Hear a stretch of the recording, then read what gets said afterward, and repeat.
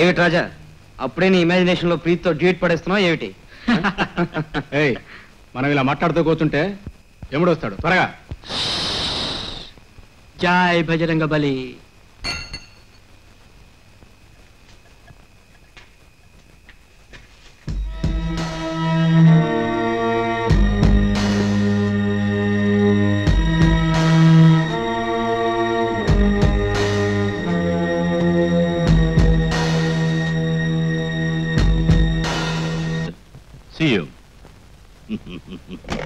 Officer గారు ఏమిటి phone లో చాలా సేపు మాట్లాడారు? ఆయన అభిమానం మనల్ని మన పనితనాన్ని మెచ్చుకుంటున్నారు. మన వర్క్ వర్తే సార్. చూసిన వాడు ఎవడైనా సరే మనల్ని పొగడక తప్ప సార్.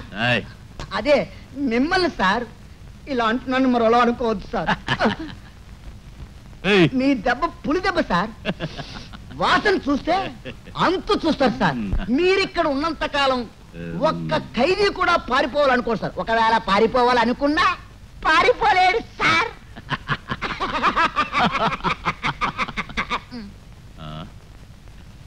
ఇప్పుడే వస్తా. బాగా కొట్టాను, ఉబ్బిపోయారు, వెళ్ళారు.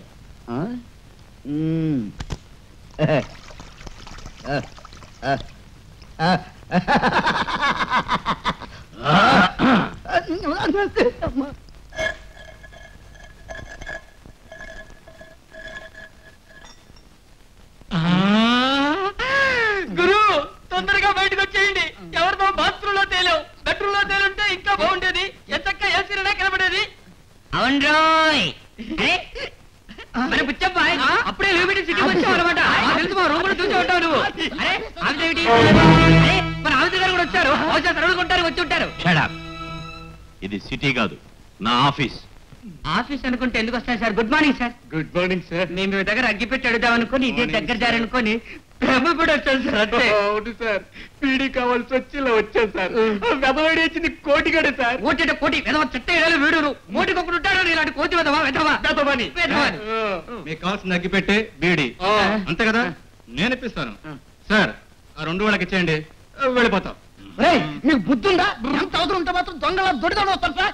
వీడుకోమని రాకుండా సార్ ఆ అగ్గిపెట్టి బీడి ఇచ్చాడు సార్. పాపం వెళ్ళిపోతారు. వెళ్ళేటప్పుడు వీడుకోమన్నానండి.